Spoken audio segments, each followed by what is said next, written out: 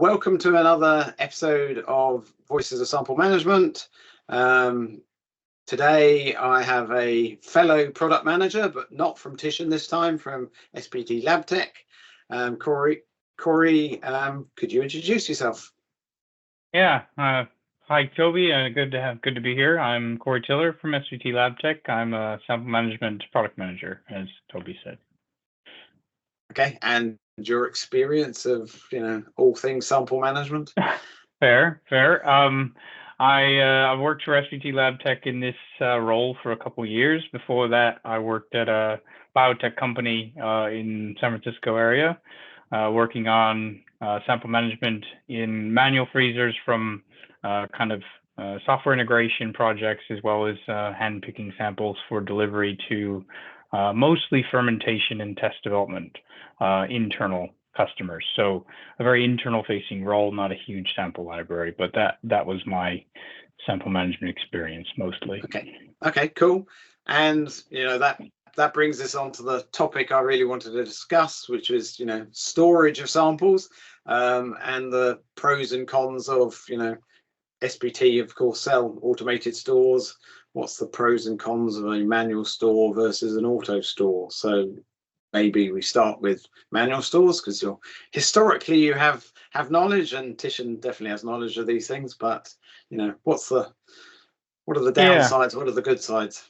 Yeah, I'll probably start with the good sides of manual, because I think it's always a balance. Certain libraries, it's plenty cost effective to stay manual.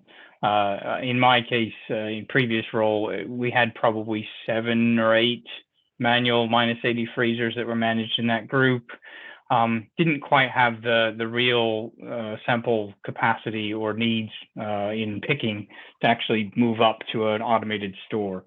So maybe doing 50 to 100 sample picks per week in 10 to 20 sessions. So a lot of kind of digging, but not a whole lot of actual work. So it was pretty easy to manage in a smaller team. So manual has that ability to be a fairly small investment.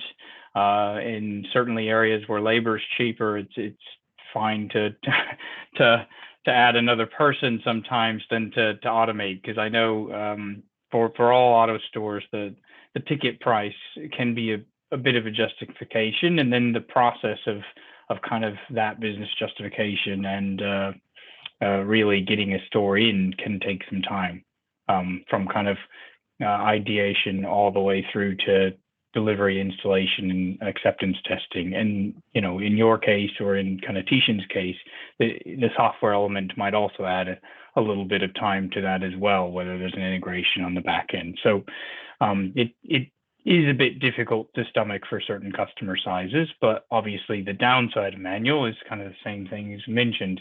There a lot of labor, a lot of hands in freezers, and a lot of different kind of sample touch points. So samples are fairly exposed when during that process. We tried to use dry ice, but again, it's a very open air, very kind of open to the elements process. And coming in and out of those freezers, there's heat exchanges, and there's different kind of temperature fluctuations, not just to the sample, but to the freezer itself. So there's definitely a value there that's added to the automated process, that it just simply can't be done well enough manually. Automated, it's all enclosed. Doesn't matter which auto store you buy, there's very little temperature fluctuation in that kind of experience of picking, as opposed to manual. It's a whole Wild West there. Yeah, so I think I've read a study by SPT, or maybe it was TTP before it was SPT, but it was about the effect on the samples. Not the sample you are maybe picking, but it's the samples that were surrounding that. What happens when you open the freezer door? What's the temperature fluctuation there? Can you go into that? Yeah, definitely. So a couple things. There is 2 different parts there. There's the innocence, the samples that we're talking about, kind of as you mentioned, is the ones that are maybe in the store that are in a rack nearby or in the shelf that gets opened up. So they kind of experience a fluctuation of temperature because of that door opening and closing, as well as the samples in the racks. The one maybe you pulled 5 racks to be picked 10 samples out of. All those innocent samples that are sitting on dry ice experience kind of a temperature fluctuation itself, just from the picking process. So we've done some studies to kind of show that there's a very different temperature profile in that process for the innocent samples.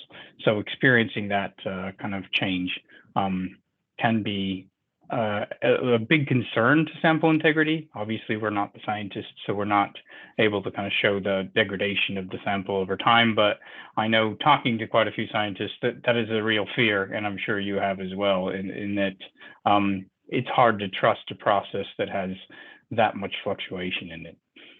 Right. So, I mean, what sort of temperatures are you talking about? You know, if somebody's got a rack of minus 80 tubes, or they were at minus 80, you're picking a tube out of the middle of there, for instance, or even out the side of there. What's, is that a 5-degree difference? Is that a 10? I think from the rack-based difference, it's kind of a different experience for us. We talked about it in some things as the penguin effect, but the racks have that, whether going in the freezer or out of the freezer. So rack-based storage has this insulating quality from fellow tubes clustered together.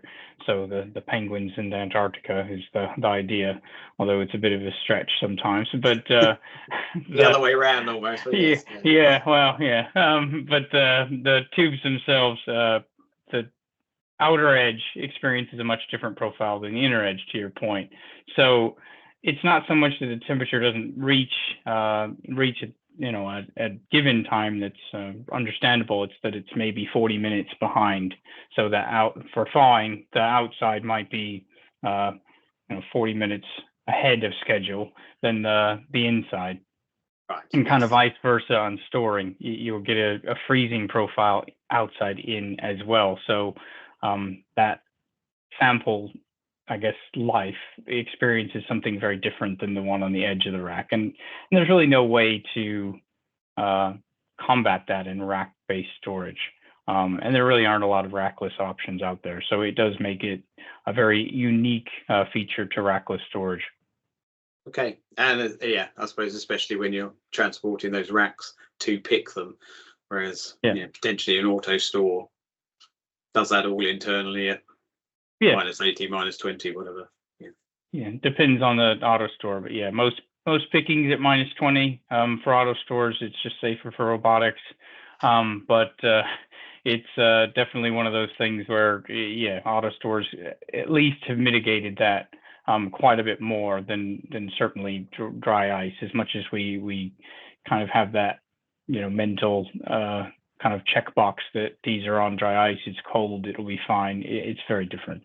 Yeah, I suppose it's better than not having the dry ice, but even then it's still not as good as keeping them safely in the minus 80, but then never touching them. So why are you keeping the samples? It's that balance, isn't it? Yeah. Well, and I think you've probably talked to plenty of scientists. There are many schools of thought about temperature needs depending on sample type. So it's something that we come across quite often. Is the customer's always right when it comes to that sort of thing. So whatever they tell us they need temperature wise, we adhere to. But there are very different schools of thought for DNA, for instance. Yeah. Yes, I mean, I was going to suggest that maybe this is one case where the classic small molecule world.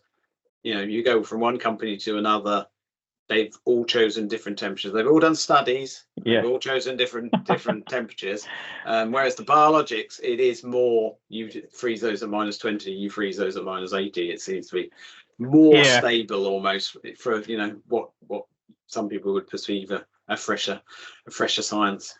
Yes, it's certainly less variability and less kind of, I guess, older science, and the only big jump is the LN stores, but that's a whole different whole different area.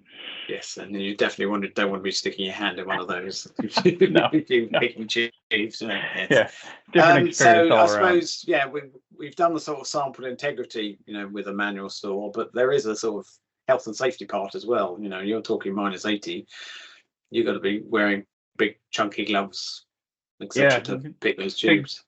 big chunky gloves are very hard to pick with too. So I think hopefully not everyone does this, but I know I opted not to big chunky gloves sometimes, and is a health and safety risk. So there's a certain amount of just cumbersome, well, I guess PPE for really working in -80.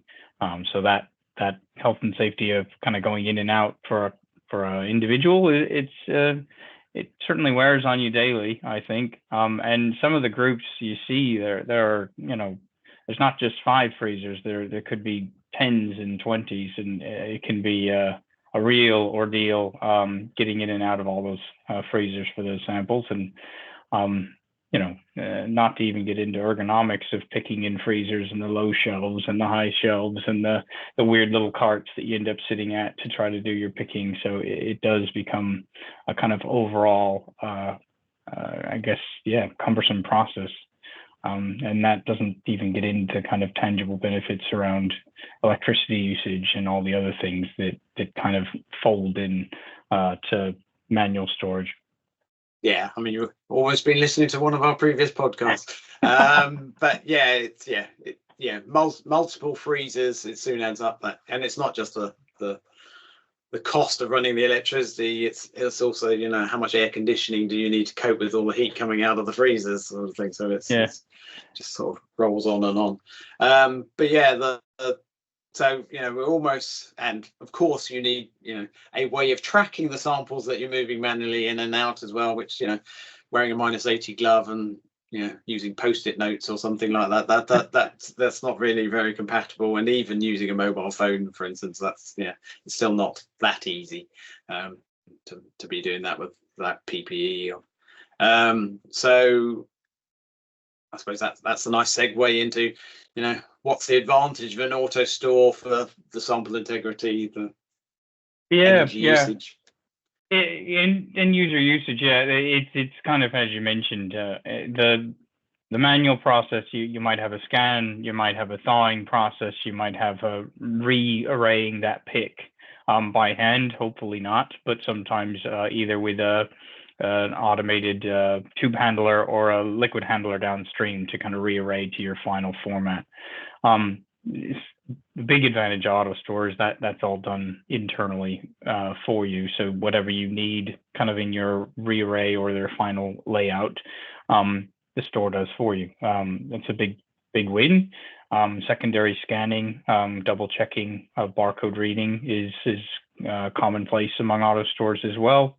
So for kind of the Titian folks of the world, there's that kind of double check, that clean data transfer between the hardware, the process, and then the kind of inventory tracking, or even your kind of process-based data tracking if you're going end to end on the kind of process data tracking. So there's some really clear values there. But yeah, I mean, I think one of the ones that you've just mentioned, which is, I hadn't even thought about, is that rearraying that an auto store will do for you, which means you then don't have another workflow step further down. So there's even a time gained by having an auto store. You're not picking into a rack and then rearranging your rack. It's done for you. So yeah. Time savings, as well as sometimes instrument savings. You don't have to have scanners necessarily at every station. You don't have to have a cherry picking liquid handler. You can go straight into stamps, which it provides a lot of value, because you see a lot of sample management labs, they have to opt for a workhorse liquid handler because they need the functionality to be able to pick as well as stamp and some other things as well. So it ends up being a little bit more of an opener for your workflow to be able to kind of opt for the right bit of kit, depending on what your process is. And then I suppose the other obvious reason for automating is, automating anything, whether it's liquid handlers or storage devices, is, removing the errors. Error-free picking. You don't pick the wrong tube. You don't put the wrong sample in the experiment. That sort of thing is almost invaluable. Yeah, exactly. Especially, kind of to draw on my previous experience, you're sending samples into fermentation runs to find high quality synthetic biology products. Putting the wrong one in the tank to begin with certainly kills any data generated after that. So and that's similar across different areas as well. So it definitely, picking the right sample first time right, getting verification that didn't involve a human's eye is also nice, because I know we like the side labeled barcodes or the side labeled tubes, but it's very prone to error even, and again, unfortunately for us, it's the human element is prone to error.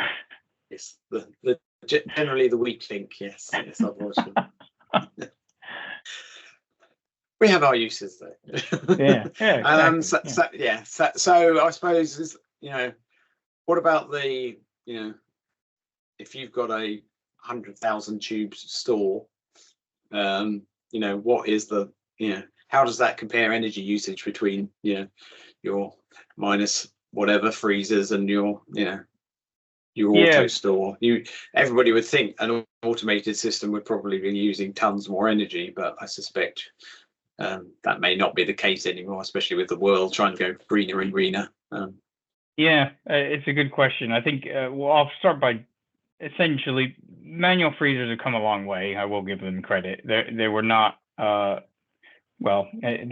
put in a lot of energy into them development wise, so they're not quite as clunky and energy inefficient as they used to be.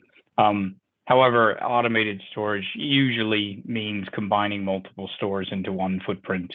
So for our stores or for similar ones, there might be a combining factor. So, two manual stores end up going into one automated storage because of kind of the way they're neatly packaged and the capacity for the footprint, which is one win. It's just less energy usage. And then because the doors don't open, there's actually, to your point, there is less energy used in the process. There might be more for the picking and everything like that, but overall, over maybe a 10-year period, you're looking at pretty significant energy savings.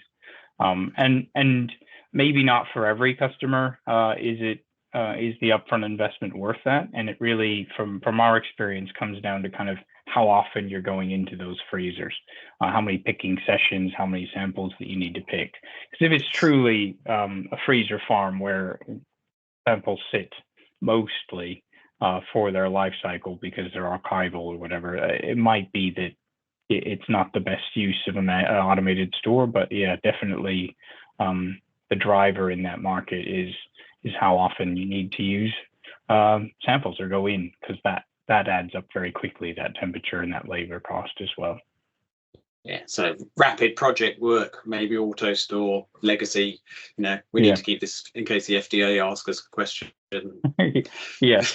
Yeah, a perfect example. Yeah, we have to keep this and we don't have a choice. Yeah, and I think we have seen hybrid models as well, where you use some manual storage for kind of longer term or master stocks. You use your auto store for working samples, and you replenish as needed from the manual picking, because they don't need to go in very often, or they just pull a whole rack, which is much easier than individual samples.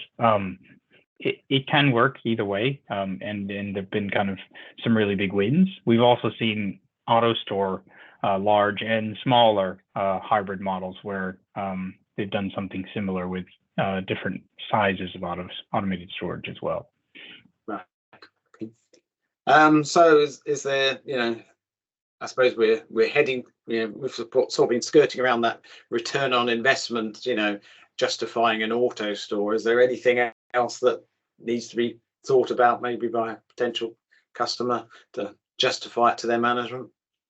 Yeah, I think sample integrity is a big win. We talked about sample integrity, data integrity, kind of electricity.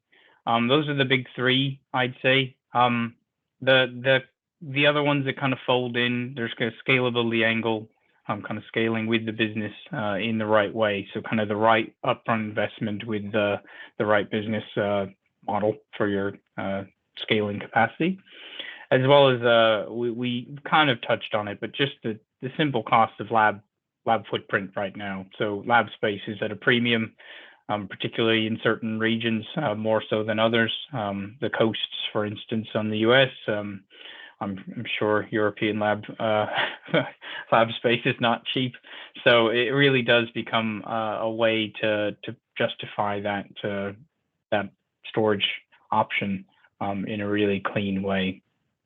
And as we've always mentioned about labor costs and things like that, it's not simply having less people, it's being able to kind of empower your science to allow people to do something more useful with their time.